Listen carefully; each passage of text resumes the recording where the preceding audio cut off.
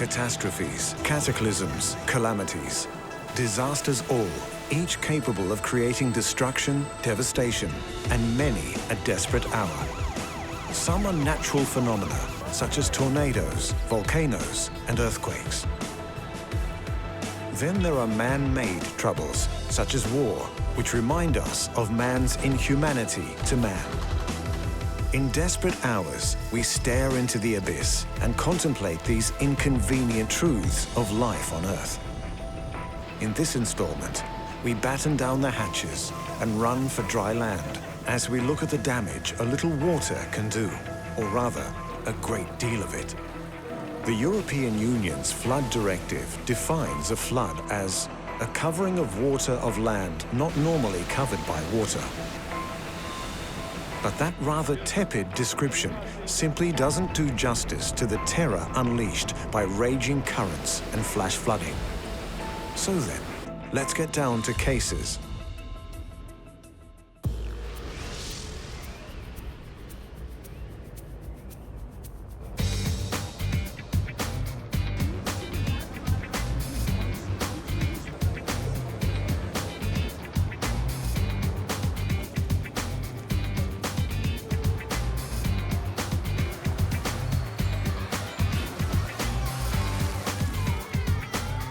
Rio de Janeiro, a place celebrated in song and in the popular imagination for samba and carnival, bronzed beach bodies, and the statue of Christ the Redeemer overlooking it all.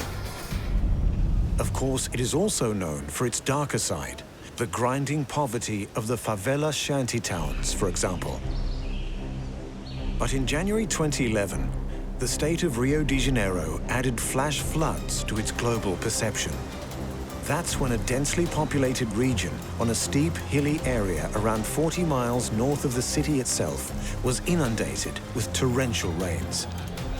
This in turn triggered flash floods and mudslides, responsible for hundreds of fatalities.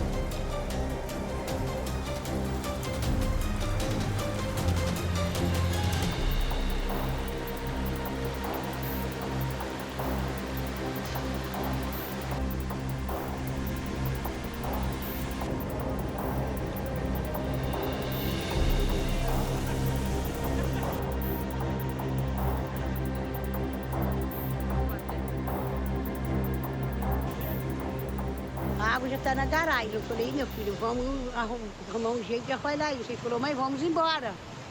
O muro já está estourando, larga essa droga para ir. Esperando passar a tempestade, porque foi como um terremoto, sacudia essa casa toda, sacudia.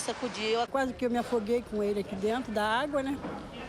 Levei ele para casa do vizinho ali, o vizinho pegou, acolheu nós dois.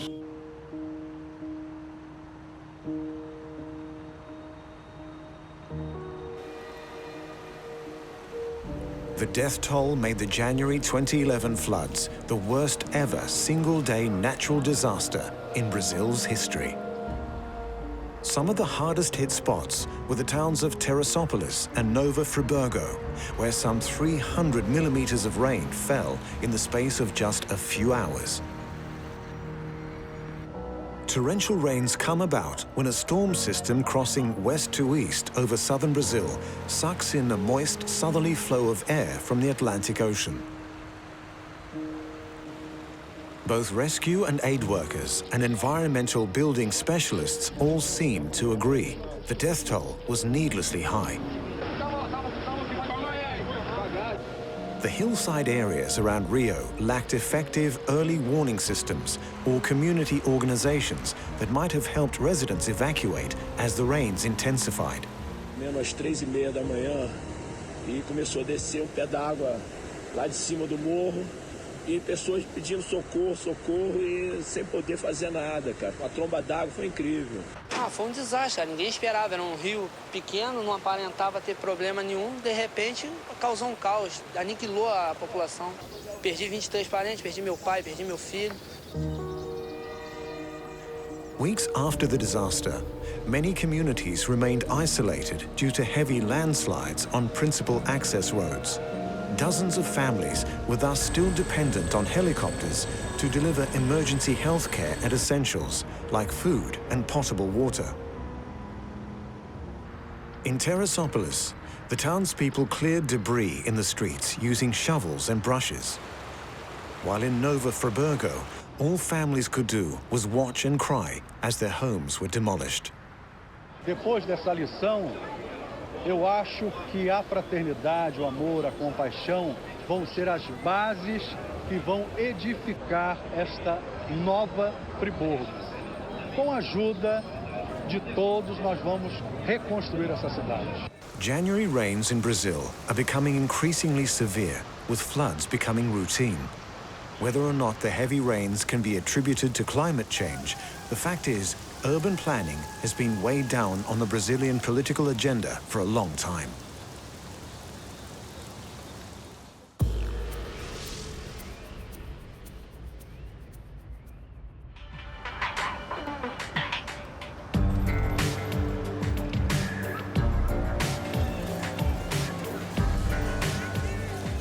That doesn't mean things are automatically better in the so-called First World.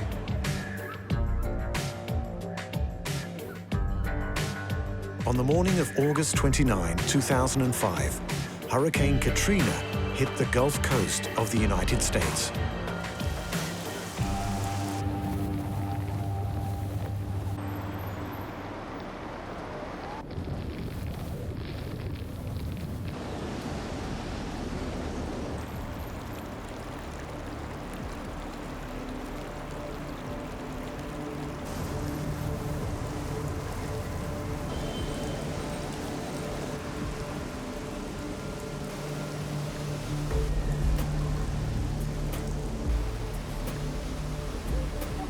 The city of New Orleans was one of the most badly affected areas. Technically speaking, although about half of New Orleans is actually above sea level, the Big Easy is completely surrounded by water, and its average elevation, to use the technical term, is about 6 feet below.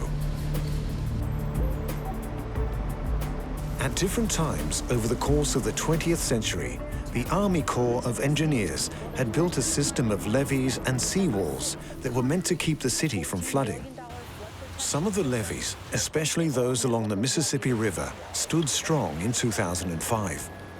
But those intended to hold back Lake Pontchartrain, Lake Bourne, and the swamps and marshes to the city's east and west were nowhere near as robust.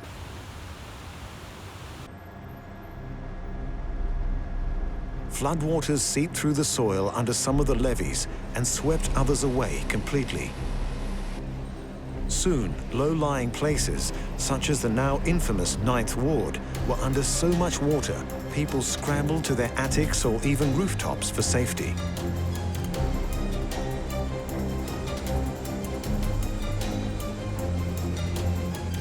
Mayor Ray Nagin declared that the Superdome, a downtown sports stadium located on relatively high ground, would serve as a shelter of last resort for people who could not leave the city. In effect, that meant the poorest people of New Orleans.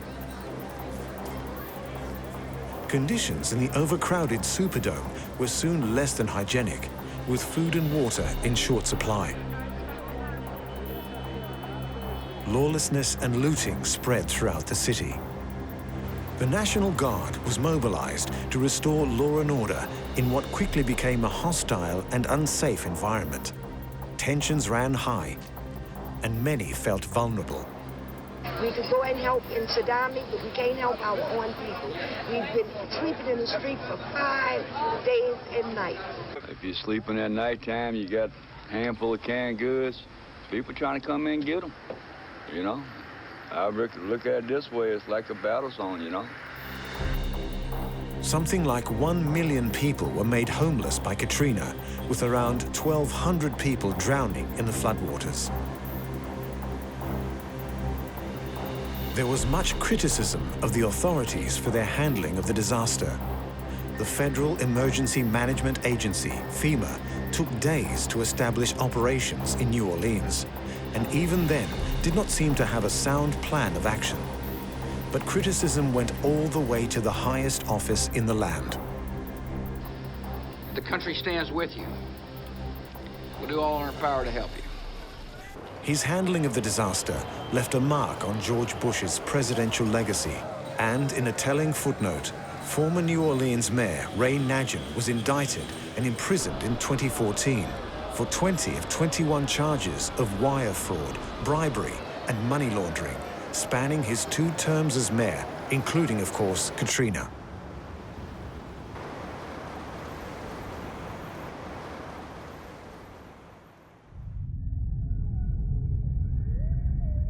On a certain level, the causes of flooding are easy to wrap your head around. Floods are caused by an imbalance of the hydrological system, the pattern in which water circulates from the clouds to the soil, then to bodies of water such as rivers and oceans, and then back to the clouds. When more water flows through the hydrological system than it has capacity for, then floods are the result.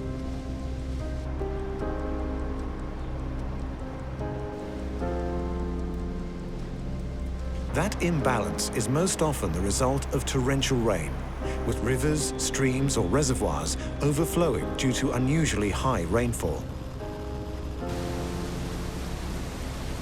But also factors such as excess water from melting snow or ice jams in rivers.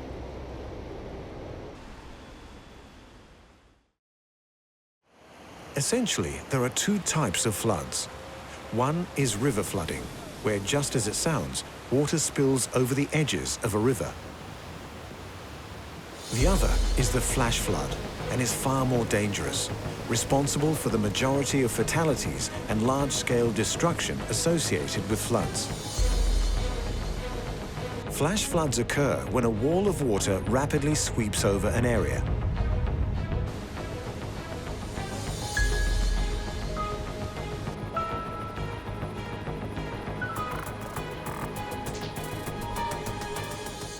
Another factor causing floods is urbanization. By replacing grass and dirt with concrete, such as buildings, roads, and parking lots, there is insufficient soil to soak up rainwater. When it does overflow, the result is an inconvenience at best, disaster at worst. So rainfall that would be absorbed in a rural area can cause calamity in an urban environment. The need to do something about this problem and threats to the environment in general is something that has slowly but surely gained acceptance worldwide. Una actitud solamente, lo digo en buen sentido, verde, entre comillas. No es una actitud verde, es mucho más. Es decir, cuidar el ambiente significa una actitud de ecología humana. But as the old saying goes, fine words butter no parsnips. The race to do something about the melting polar ice caps, which could cause massive flooding, unknown before in recorded history, is like a race against a doomsday clock. We are, potentially, dying by inches. In these years, it's contributing this much every year to sea level rise. And then you think, well, this is not that much. But if you have 10 years, then all of a sudden it's that much. And then you get more global warming, perhaps, and it goes faster and faster. And in general, people don't need to be concerned about the Greenland ice sheet because it will be around for a long time. But even if 1/10 of it would melt in the following 100 years, then there will be huge cities, a large share of the population of the world that will get in trouble because of this sea level rise.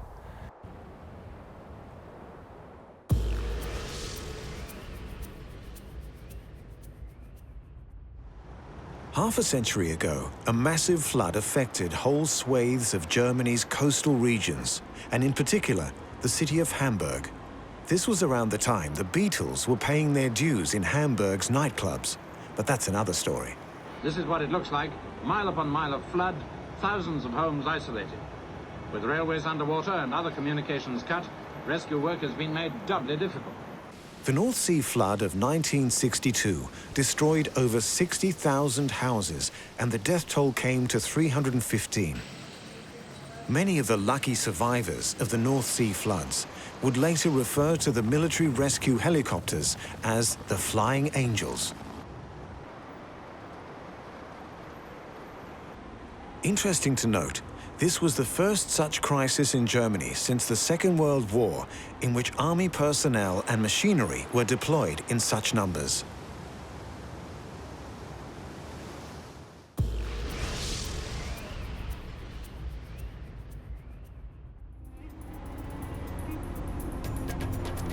If you want to define the difference between a disaster and a tragedy, there's an inevitability about a disaster, whereas a tragedy is something that was caused by or could have been avoided were it not for human error. In mid-June of 2013, flash floods and their resulting landslides killed thousands and made many more homeless in the Uttarakhand state and region of northern India.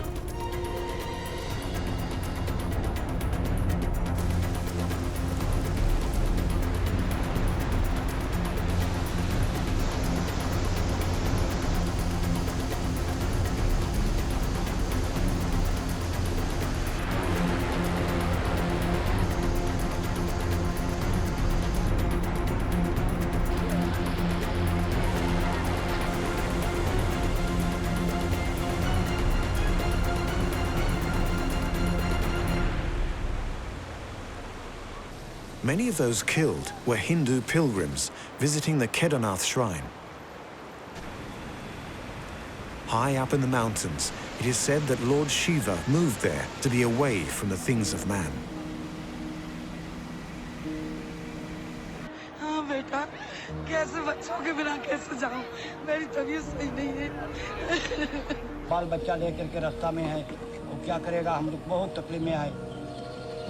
आप देख ही रहे बाढ़ किस हिसाब से जो है प्रभावित कर रहा है जनता को। It was a multi-day cloudburst with driving rain which caused the destructive and lethal floods and landslides. Though other regions of India experienced the flood, and parts of western Nepal and western Tibet were subject to heavy rainfall, the vast majority of the casualties occurred in Uttarakhand. Of course, there wasn't much local officials could have done about the cloudburst. But hundreds of thousands of Hindu pilgrims make the journey to Uttarakhand's temple towns every summer. The hills are also a popular place to go to escape the scorching summer heat. But most tourists leave in July, the start of monsoon season. Only in 2013, the rains started early. Environmental activists said landslides had been made worse due to the unchecked development of the region. Many others complained that the government's relief efforts had been slow and uncoordinated, despite flooding being a regular occurrence. परेशानी ये है कि पानी के लिए कोई सुविधा नहीं है, खाने वाने भी कुछ भी नहीं आया, टेंट वेंट कुछ भी नहीं, ऐसे रोड पे सामान पड़ा हुआ है हमारा। मुझे ऐसा लगता है कि कुल सारे प्रयत्नों के बाद भी जितना त्वरित गति से प्रशासकीय ढंग से अशासकीय ढंग से जो काम होना चाहिए संभवतः वो हम लोग नहीं कर पाए। तो दूसरी बात है कि पिछले वर्ष के जो दुर्घटना हुई थी उस दुर्घटना से हमने कुछ सीखा ही नहीं, और कुछ सीख करके हमने पिछली बार ही कहा था कि बहुत सी जगह ऐसी हैं कि जहाँ कभी भी क्लाउड बस्ट हो सकता है। ऐसे 233 गांव तो पहले से ही अरमार्क हैं कि जो कभी भी जहाँ कैलेमिटी आ सकती है, आपदा आ सकती है, लेकिन सरकार ने उस ओर ध्यान ही नहीं दिया। Some 100,000 pilgrims and tourists were trapped for days in the valleys leading to Hindu pilgrimage sites because of the damage done to roads and bridges.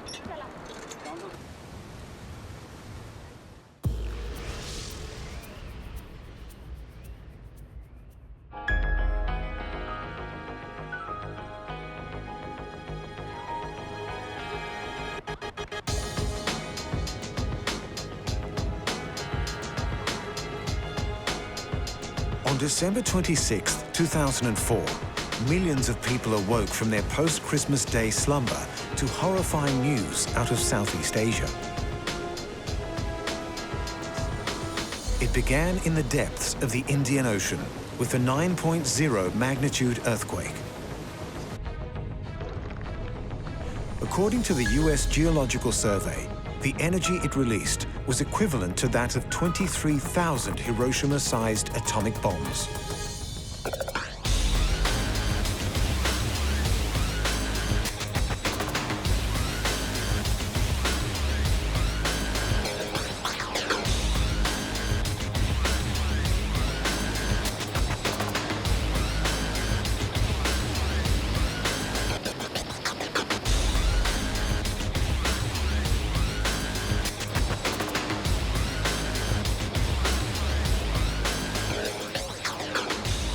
You could be forgiven for thinking of the 2005 tsunami not as an earthquake, but as a series of tidal waves.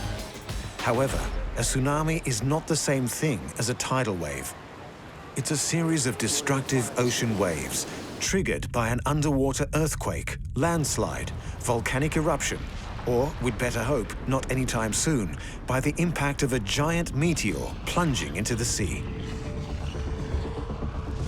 But such distinctions wouldn't have seemed very important to anyone caught up in the 2005 tsunami. Habis gempa itu jam 9 kan?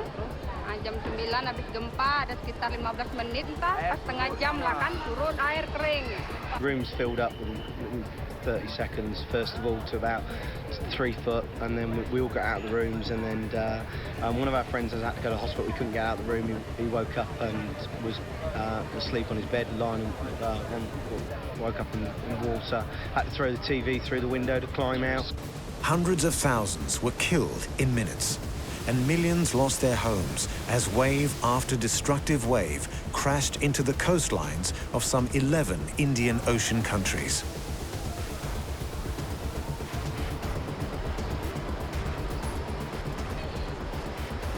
With ruthless efficiency, the waves dragged people out to sea, drowned others on the beach or in their homes, and demolished property on an unimaginable scale.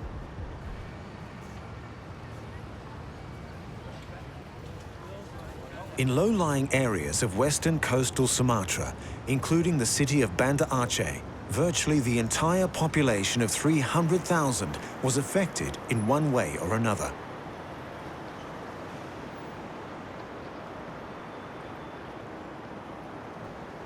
Aid workers from across the globe rushed to help as soon as they could, but the scale and ferocity of the destruction was overwhelming. The destruction and the stuff that I've seen here is much more horrific than anything I've seen in combat. The scale of the 2005 tsunami is still hard to comprehend. A study by the World Bank estimated the cost of the destruction of property and businesses in Sumatra alone at more than $4.4 billion. More than 10 years later, and relief and recovery efforts in affected areas are still ongoing. Rains will fall and riverbanks will burst.